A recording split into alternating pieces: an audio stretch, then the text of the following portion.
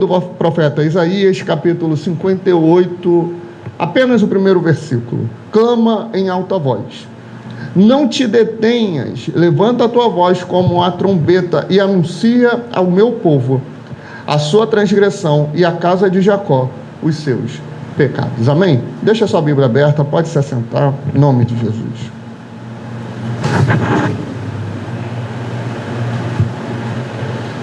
Amém, irmãos? Jejum é a fome de Deus. Jejum é mostrar para Deus que nós temos a disposição de renunciar o que acontece, o que está disponível na nossa vida. O que é permitido, não só o que é permitido, mas o que também é incentivado. Isso é o jejum. Jejum é a gente se abster disso. Porém, o jejum ele tem que ser praticado com a intenção correta. Por exemplo, eu não posso chegar, convocar a igreja, convocar o ministério e falar, vamos evangelizar, porque nós temos que dar resposta para aqueles que nos abandonaram. Posso fazer isso? Não posso fazer isso. Posso fazer assim, olha, vamos evangelizar porque nós temos que tomar as vidas dos ministérios que nós fizemos parte. A gente pode fazer isso? Não. Inclusive, eu tenho uma ética minha, não é imposta sobre a igreja, que quem está congregando, eu não trago, não chamo, não convido, nada. Amigo, próximo, íntimo, meu, não chamo. Por quê? Isso não é a questão de pescar no aquário do outro ou não, porque igreja não é empresa, né? Embora alguns tenham feito da igreja um grande negócio. Há quem diga, né? Não tem aquele programa de televisão? Pequenas empresas, grandes negócios? Já falaram, né? Pequenas igrejas, grandes negócios. Quão grandes são, não é mesmo? Porém, a nossa intenção não é trazer ninguém aqui para nos prestigiar. Se a gente ficar em poucas pessoas, amém, glória a Deus por isso. Só que a gente entende e sabe da parte de Deus que o propósito não é esse. Porque tem muitas ovelhas, conforme o profeta Zacarias fala no capítulo 11, que foram destinadas para a matança. Nós temos que resgatá-las. Nós temos que ir atrás delas. Nós temos que trazê-las para o rebanho de Cristo. Nós temos que trazê-las para o nosso ministério, para apacentá-las e cuidar delas. Só que a gente não está aqui para ter uma multidão seguindo a nossa ideologia. Nós estamos aqui para seguir a palavra de Deus, amém? Estamos aqui para seguir a Bíblia. Então, é uma ética pessoal minha. Por quê? Porque a gente tem que fazer as coisas de Deus não apenas com um objetivo específico, mas pelo meio. Olha a Isabela ali.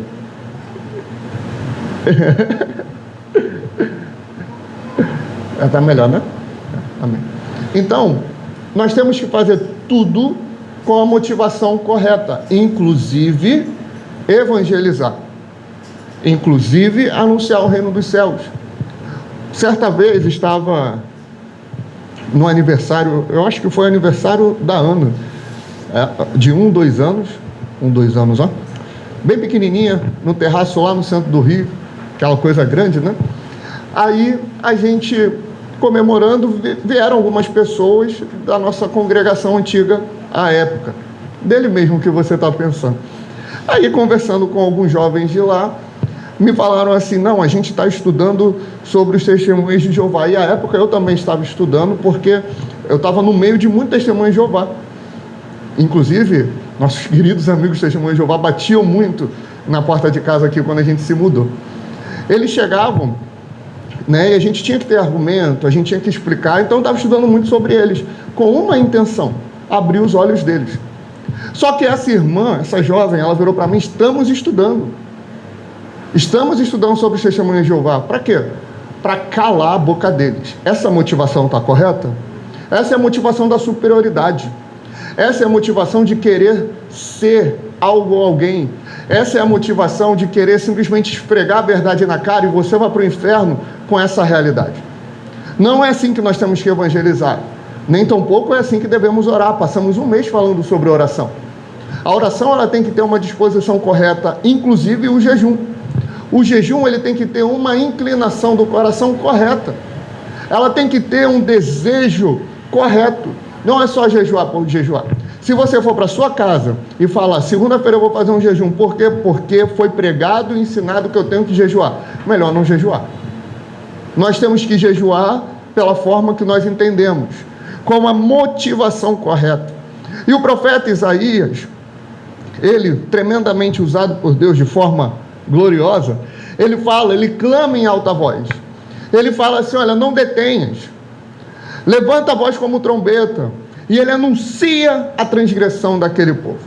No verso 2 ele vai falar, todavia me procuram, acompanha comigo, cada dia tomam prazer em saber os meus caminhos, como um povo que pratica a justiça. E não deixa o direito do seu povo, perguntam-me pelos seus direitos da justiça, e tem prazer em se chegarem a Deus, dizendo, por que jejuamos nós, e tu não atentas para isso? Porque afligimos as nossas almas, e tu não sabes? Eis que no dia em que jejuais, achais o vosso próprio contentamento, e requereis todo o vosso trabalho.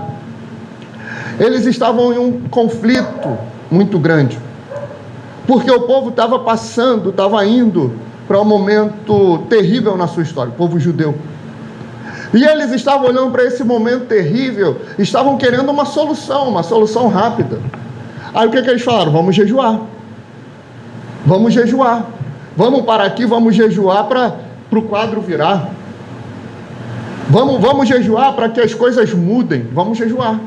Vamos buscar a Deus. Só que eles começavam a jejuar. Jejuavam e nada. Jejuavam e nada. Jejuava e nada mudava. E o profeta vira para eles e fala, vocês estão questionando a Deus agora. Senhor, nós estamos jejuando, mas nada está mudando. Nós estamos jejuando e o quadro não está virando. Nós estamos jejuando e o Senhor não está intervindo. Por que jejuamos nós? E tu não te atentas para isso. Era o clamor daquele povo. E existem vários motivos que nós podemos jejuar e o Senhor não ouvir. Primeiro, nós podemos jejuar por uma causa e não ser a vontade de Deus de intervir. Ou Deus tem alguma obrigação com a gente. Tem algum contrato que Ele assinou com a igreja, com você, alecrim dourado, que quando você jejua, independente da causa, Ele tem que agir? Não tem. Só que esse não é o ponto desse texto. O ponto desse texto é, eles jejuavam por uma causa nobre e correta. Só que o jejum deles não estava alinhado com a vida deles. Percebe, irmãos? Nós viemos falando ano passado, por longos meses, sobre santificação, sobre transformação, justificação, sobre regeneração, sobre mudança de vida, sobre posicionamento correto. Por quê? Porque a nossa vida tem que estar alinhada com aquilo que a gente crê.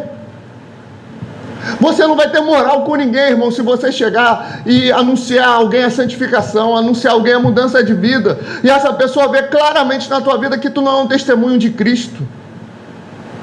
E isso acontece também diante de Deus. Do que adianta a gente jejuar se a nossa vida não está alinhada com os princípios religiosos do jejum? Eis que no dia em que jejuais, achai o vosso próprio contentamento, ou seja, o ego, o egoísmo. Lembra da oração em Tiago 4? Vocês oram e não recebem, porque pedem ou oram mal, para gastar nos vossos próprios deleites, nos vossos próprios desejos, nos vossos próprios prazeres. O mesmo problema que Tiago enfrenta lá no capítulo 4 da sua epístola, Isaías enfrenta no capítulo 58 do seu livro. Jejuam de forma egoísta. Esse não é o jejum que Deus escolheu. Esse não é, olha o versículo 4. Eis que para contendas e debates jejuais, e para perides com punho único não jejuais como hoje, para fazer ouvir a vossa voz no alto. Seria este o jejum que eu escolheria, que o homem um dia aflige a sua alma, que ele incline a sua cabeça como um junco e estenda debaixo de si saco e cinza. Chamarias tu a isto jejum e dia aprazível ao Senhor? Olha só, vocês estão jejuando e estão por meio do jejum criando debates, criando contenda. Vocês estão vivendo a sua vida de forma leviana. ao invés do jejum estar unindo vocês, o que é um jejum que une? Você vem Esther e convoca o povo, fala: povo, olha só, vamos jejuar. Ela fez essa convocação através de Mardoqueu. Vamos jejuar por 3 dias, para que eu adentre na presença do rei e ele me conceda um pedido. E o povo unido em uma só voz vai até a rainha Esther. Casos de calamidade, casos de dificuldade, nós devemos nos unir, nós devemos estar juntos. Nós falamos, lá no Rio Grande do Sul tem acontecido coisas terríveis, não só naturais, mas em relação à moral do homem. Mas uma situação que é importante ressaltar é a união do povo brasileiro, irmãos.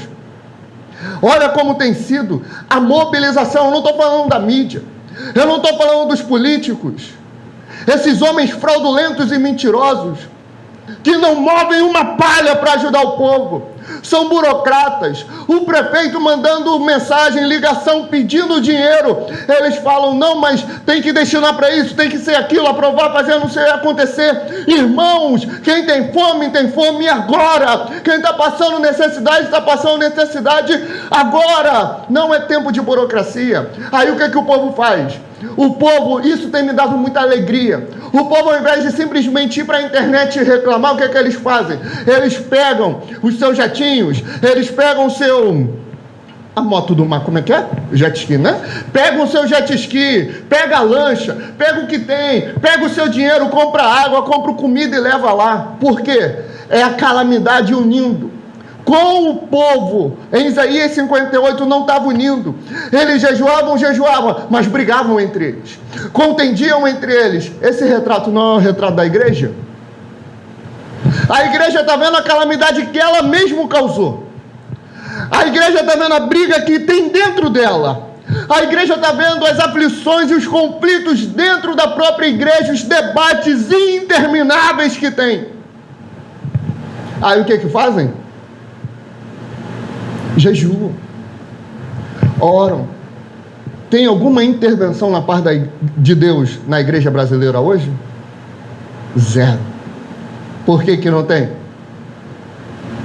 Porque estão jejuando de forma errada, para contenda e para debate. Não manifestam justiça. Olha o verso 6. Porventura não é este jejum que escolhi, que soltes a ligadura da impiedade, ou seja, a vida ímpia, deixa para lá. Que desfaças as ataduras do jugo e que deixes livres os oprimidos e despedaces todo jugo. Porventura não é também que repartas o teu pão com o faminto e recolhas em casa os pobres abandonados, e quando vires o nu, o cubras e não te escondas da tua carne. A igreja, ela fecha os olhos para a necessidade do mundo. Ela fecha os olhos para a necessidade daquele que vem lhe pedir ajuda. A igreja está preocupada com os seus eventos. A igreja está preocupada com as suas confraternizações, com os seus congressos, com as suas conferências. E não age. Vitor, você está falando contra a confraternização? Não, a gente vai fazer, não vai? Semana que vem? Não estou falando contra isso. Contra o congresso, não. Contra a conferência, também não. Só que a gente está valorizando uma coisa e omitindo a outra. Lembra de Jesus e os fariseus? Vocês dão o dízimo do endro, da comã, do cominho. Vocês devem fazer essas coisas sem negligenciar o amor, a misericórdia e a fé. Faça essas sem omitir aquelas. Mas a igreja jejua o quê? Para o próprio ego. A igreja jejua só porque é uma rotina, só porque tem que jejuar. Mas a vida de santidade não. Ao invés de largar a impiedade, ela se abraça à vida ímpia. Ela se abraça com o pecado. Ela se abraça com a mentira. Ela se abraça com a roubalheira. Ela se abraça com a imoralidade. Ela se abraça com a corrupção. É isso que é feito. E isso precisa mudar.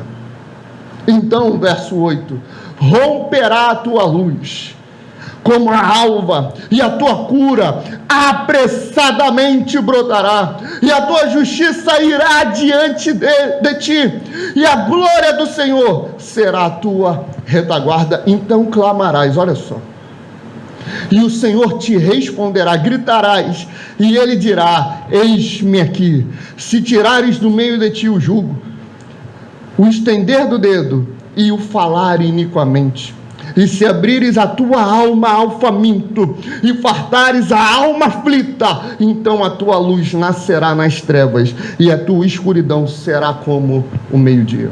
O mundo está em trevas. Paulo fala isso em Tessalonicenses. O mundo está como se fosse de noite. O mundo está em miséria. O mundo está negligenciando, está em pecado. A igreja, ela precisa trazer mudança. Como a igreja traz mudança? Sendo luz, e para ser luz tem que ser diferente. Para ser luz tem que ser bíblico. Para ser luz tem que orar. Para ser luz tem que jejuar. Só que não é só isso. A salvação não é pelas obras. A salvação não é pelo que a gente faz. E o que tem que ter de mudança? Muito simples, queridos. Antes de agir, a gente precisa colocar a nossa casa em ordem. Lembra do profeta que chega diante do rei e fala: rei, põe a tua casa em ordem, põe a tua vida em ordem, assuma as tuas responsabilidades, assuma aquilo que você faz. Queridos, a nossa vida tem que estar de acordo com a nossa fé. Nós precisamos caminhar em santificação. Só assim, quando a gente clamar, o Senhor vai responder. Quando a gente gritar, Ele vai dizer: eis-me aqui. Quando a gente tira do nosso meio o jugo do pecado, quando a gente tira do meio o estender do dedo. O que é o estender do dedo? A acusação.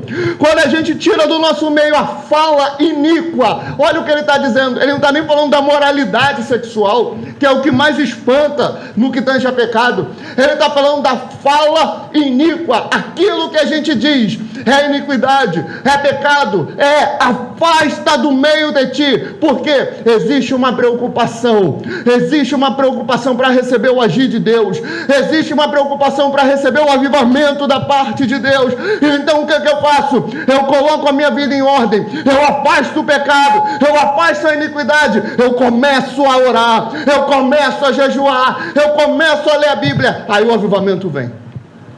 Mas a gente quer o avivamento como? A gente vai à igreja, vai no culto, culto frio. Só que a vida com Deus, ela não existe. E a vida com Deus não é só na intimidade do teu quarto, orando, jejuando, lendo a Bíblia. A tua vida lá fora também é uma vida com Deus. A tua vida com a tua família também é uma vida com Deus. A tua vida no trabalho também é uma vida com Deus. A tua vida na escola, na faculdade, no curso, no metrô, no ônibus, é a tua vida com Deus. Tudo que tu faz é a tua vida com Deus. Por isso precisa de transformação. E o Senhor te guiará continuamente e fartará a tua alma em lugares áridos e fortificará os teus ossos, e serás como um jardim regado e como um manancial cujas águas nunca faltam. Aí tem a provisão da parte de Deus.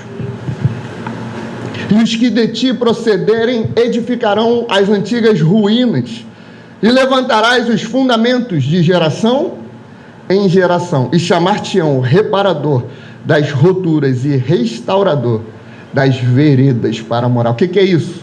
Vamos traduzir isso.